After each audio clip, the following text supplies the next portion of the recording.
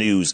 And President William Ruto has assured manufacturers that the country's tax regime will be predictable, also putting on the spot the Kenya Revenue Authority over their tax collection methods following complaints from manufacturers. This, even as the manufacturers committed to working with the government to ensure that the sector contributes at least 20% to the national GDP by the year 2030. Faizal Ahmed has more.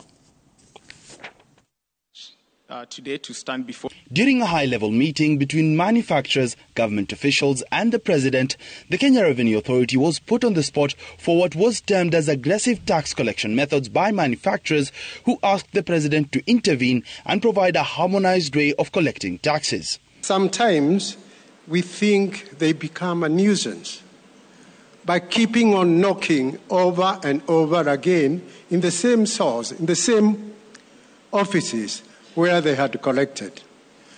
If we can harmonize way of collection tax so that manufacturers have time to actually go on producing, I think that one can make it more friendlier between ourselves and KRA. Months or every year, depending on. Tax experts who were at the high-level meeting stated that one of the major drawbacks that discourages investors from setting up shop in the country is the unpredictable tax regime in the country. Our policies have to be long-term. These manufacturing concerns that we have are long-term investments.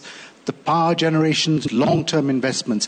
If we are doing policies which we put in something in a finance act today and a year later we said, sorry, this didn't work. Let's change it. That is the wrong way to do it. We need to think 2030 and our policies need to be 2030. They collect the overall. President Ruto stated that he had given direction to the taxmen on how taxes should be collected without harassing businesses while making sure that there were no tax leaks from KRA itself. Part of why our contribution of manufacturing to GDP in terms of revenue is low is because very many people pocket our money, or the money meant for taxes. So we're going to reform that space. Mr. Mburu and his team have very clear instructions for me on where we should go. I believe that in the next 2 years, we should be able to move our revenues from 2 trillion to 3 trillion and to double it in the next 5 years. Meanwhile, manufacturers promised to scale up the contribution of the sector to the country's GDP from the current 7.4% to 20% in the next 8 years. As has been said here, we can increase our revenues. We can increase the contribution of leather to our GDP from the current 15 billion to 75 billion because we have everything to make that a reality.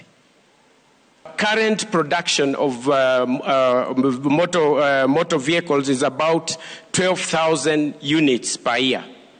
Our demand is about 36,000, going to about 40,000 currently. Our installed capacity, you'll be happy to know this, Your Excellency, we are currently at about 96,000 installed capacity. If this was made to happen, then we are talking of about 300,000 potential new jobs. These are jobs that are paying taxes and not just the casual jobs that we may have. The President also urged manufacturers to add value to exports to ensure that the country gets full value of the products as opposed to exporting raw materials. Faizal Ahmed, Citizen TV, Nairobi.